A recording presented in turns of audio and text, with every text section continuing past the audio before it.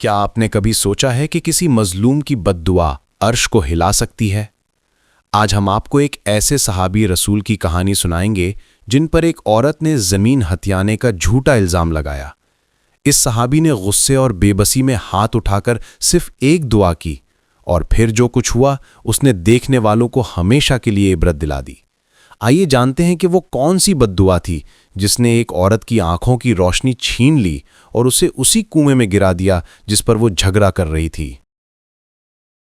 حضرت سیدنا زید بن عمرو بن نفیل رضی اللہ عنہم۔ الہی، اگر تو نے مجھے اس خیر و برکت سے محروم رکھا ہے، میرے بیٹے سعید کو اس خیر و برکت سے محروم نہ رکھنا۔ حضرت سعید کے والد کی آرزو۔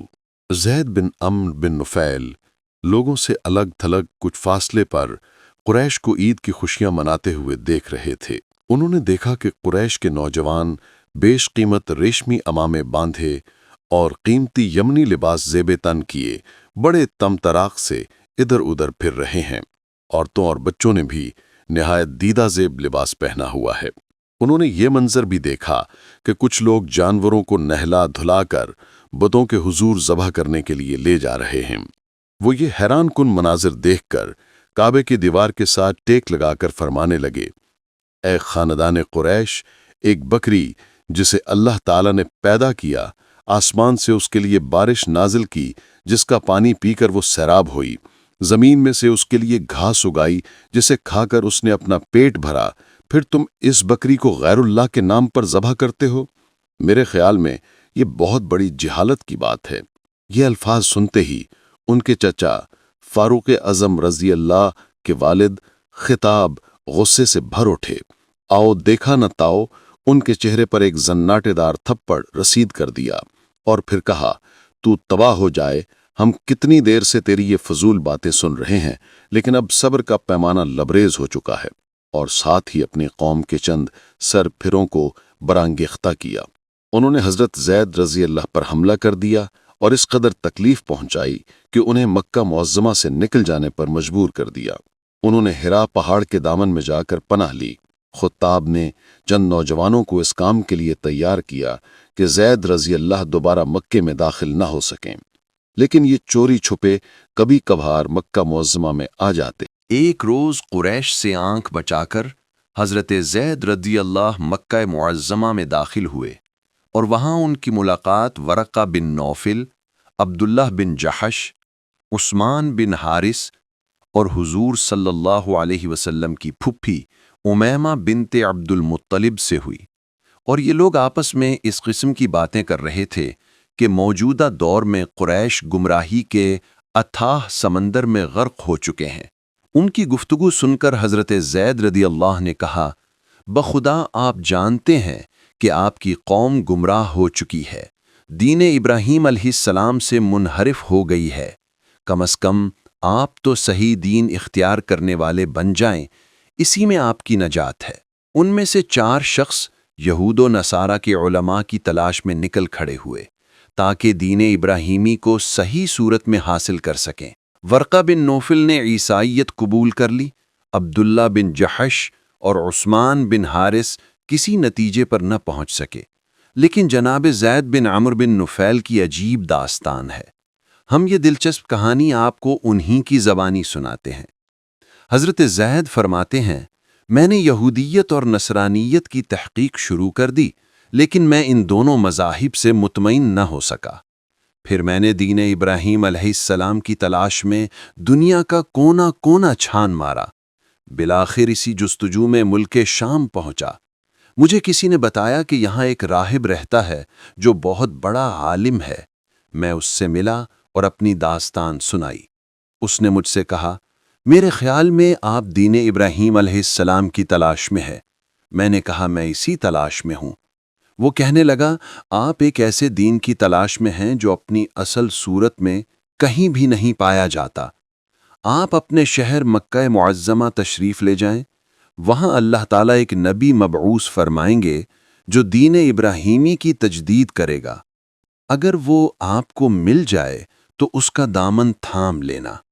حضرت زید رضی اللہ نبی اکرم صلی اللہ علیہ وسلم کی تلاش میں اسی وقت مکہ معظمہ واپس لوٹ آئے۔ زید رضی اللہ ابھی راستے ہی میں تھے اور مکہ معظمہ نہ پہنچ پائے تھے کہ ان کو راستے میں چند بدویوں نے قتل کر دیا۔ اس طرح انہیں یہ موقع ہی نہ مل سکا کہ رسول اقدس صلی اللہ علیہ وسلم کی زیارت کا سرما اپنی آنکھوں میں ڈال سکیں۔ جب آپ زندگی کے آخری سانس لے رہے تھے، اچانک اپنی نگاہ آسمان کی طرف اٹھائی اور یہ دعا کی، الہی اگر تو نے مجھے دیدار نبی صلی اللہ علیہ وسلم جیسی نعمت سے محروم رکھا ہے تو میرے بیٹے سعید کو اس خیر و برکت سے محروم نہ رکھنا۔ اللہ تعالیٰ نے حضرت زید رضی اللہ کی دعا کو شرف قبولیت بخشا۔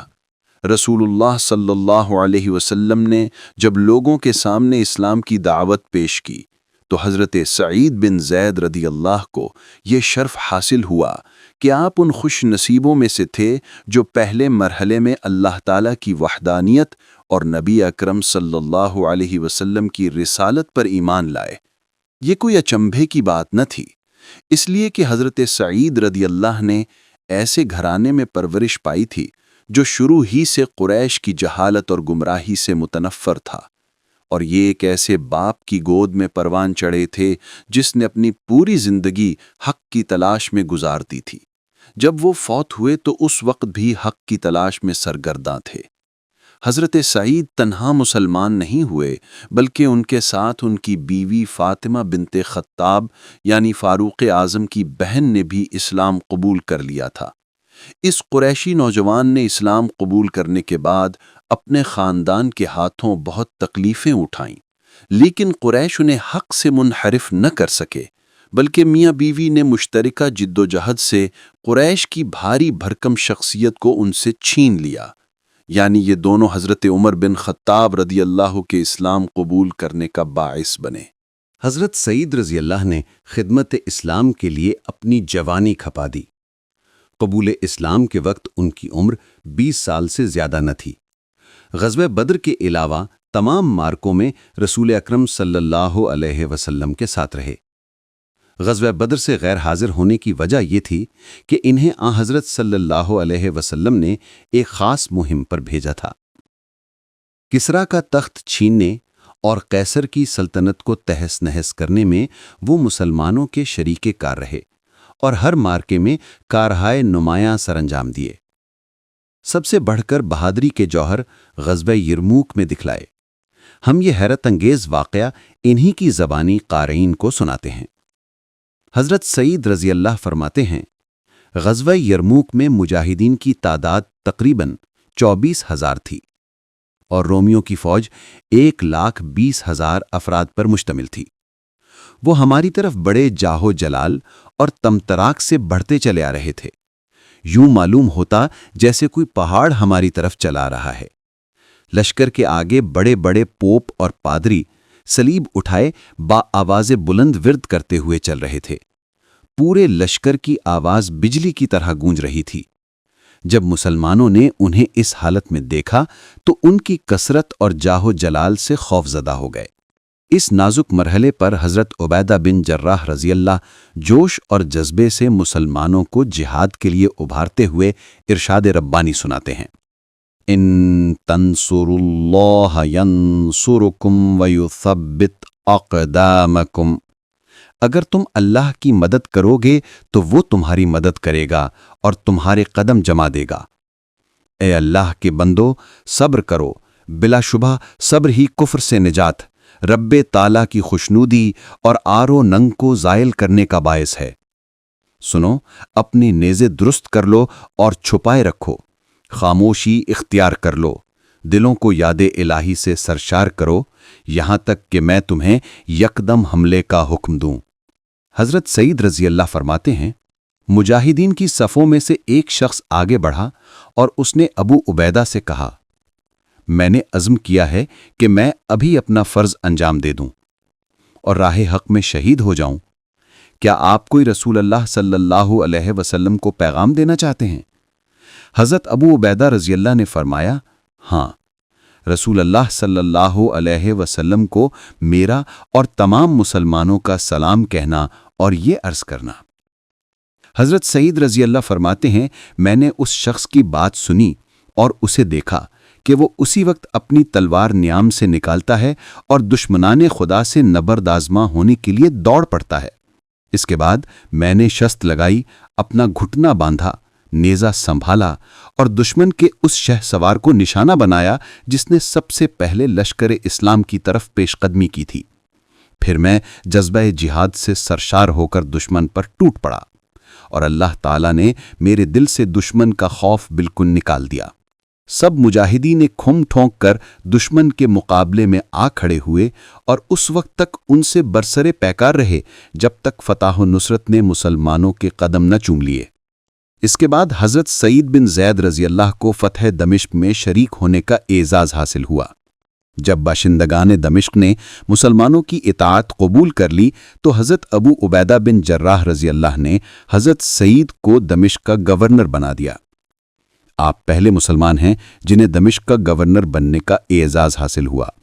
بنو امیہ کے دور حکومت میں حضرت سعید بن زید رضی اللہ کو ایک ایسا حادثہ پیش آیا جو بہت مدت تک باشندگان یثرب کا موضوع گفتگو بنا رہا۔ وہ واقعہ یہ تھا کہ اروی بنت اولیس نے یہ الزام عائد کیا کہ حضرت سعید بن زید رضی اللہ نے اپنے اختیارات سے فائدہ اٹھاتے ہوئے میری کچھ زمین غصب کر کے اپنی زمین میں شامل کر لی ہے۔ وہ جہاں جاتی ہر شخص کے سامنے اس کا تذکرہ کرتی اور اپنی مظلومیت کا ڈھنڈورا پیٹتی۔ بالآخر اس نے مدینہ طیبہ کے گورنر مروان بن حکم کی عدالت میں حضرت سعید بن زید رضی اللہ کے خلاف دعویٰ دائر کر دیا۔ مروان نے حضرت سعید رضی اللہ سے اس سلسلے میں بات کرنے کے لیے ان کے پاس ایک وفد بھیجا۔ حضرت سعید پر یہ بات بہت گراں گزری۔ آپ افسردگی کے عالم میں فرمانے لگے، یہ سب لوگ میرے متعلق کیا خیال کرتے ہوں گے کہ میں نے اس عورت کی زمین ہتھیا کر بہت بڑا ظلم کیا ہے؟ میں بھلا اس گھناؤنے جرم کا ارتکاب کیسے کر سکتا ہوں جبکہ میں نے رسول اللہ صلی اللہ علیہ وسلم کا یہ ارشاد سنا ہے، جس نے کسی کی ایک بالشت زمین بھی ناجائز طور سے اپنے قبضے میں لی، قیامت کے دن 7 زمینوں کا طوق اس کے گلے میں ڈالا جائے گا۔ اس کے بعد دربار الہی میں عرض پرداز ہوئے، الہی تو جانتا ہے کہ میں بے گناہ ہوں، میں نے اس عورت پر کوئی ظلم نہیں کیا۔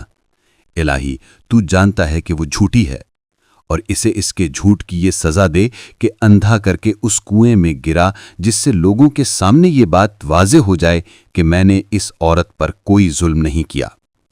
تھوڑے ہی عرصے کے بعد وادی عقیق میں زبردست سیلاب آیا۔ ایسا سیلاب پہلے کبھی نہ آیا تھا۔ اس سیلاب سے وہ حد بندی واضح ہو گئی جو دونوں کے درمیان باعث نزاع تھی۔ مسلمانوں پر یہ بات واضح ہو گئی کہ حضرت سعید رضی اللہ سچے ہیں۔ اس کے 1 ماہ بعد وہ عورت اندھی ہو گئی۔ ایک دن وہ اپنی زمین میں چل پھر رہی تھی کہ اچانک کنویں میں گر کر ہلاک ہو گئی۔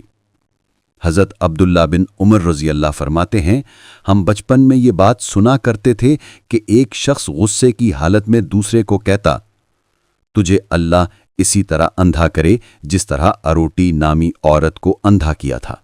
یہ کوئی تعجب خیز بات نہیں، رسول اللہ صلی اللہ علیہ وسلم کا ارشاد گرامی ہے، مظلوم کی آہ سے بچو کیونکہ مظلوم اور اللہ تعالیٰ کے درمیان کوئی پردہ حائل نہیں ہوتا۔ بھلا ایسا کیوں نہ ہوتا جبکہ مظلوم حضرت سعید بن زید رضی اللہ جیسی وہ عظیم شخصیت تھی جو کہ ان خوش نصیب 10 صحابہ رضی اللہ عنہم میں سے ہیں جنہیں زندگی میں جنت کی بشارت دے دی گئی تھی۔ تو دوستو، یہ تھی حضرت سعید بن زید رضی اللہ عنہ کے صبر اور ایک جھوٹی عورت کے عبرتناک انجام کی داستان۔ یہ واقعہ ہمیں سکھاتا ہے کہ مظلوم کی آہ اور اللہ کے درمیان کوئی پردہ نہیں ہوتا۔ کسی پر جھوٹا الزام لگانا کتنا بڑا گناہ ہے اور اس کا انجام کتنا خوفناک ہو سکتا ہے۔ آپ نے اس واقعے سے کیا سبق سیکھا؟ اپنی رائے کا اظہار نیچے کامنٹس میں ضرور کریں۔ اگر آپ کو یہ ویڈیو پسند آئی تو اسے لائک کریں اور اپنے دوستوں سے شیئر کریں۔ مزید ایسی ہی ایمان افروز ویڈیوز کے لیے ہمارا چینل سبسکرائب کرنا نہ بھولیں۔ اللہ حافظ۔ حضرت سعید بن زید رضی اللہ کے مفصل حالات زندگی معلوم کرنے کے لیے درج ذیل کتابوں کا مطالعہ کریں۔ 1. طبقات ابن سعد 2. تہذیب ابن عساکر 3. صفت الصفوہ 4. ہیلیت الاولیاء 5 ریاض الندرہ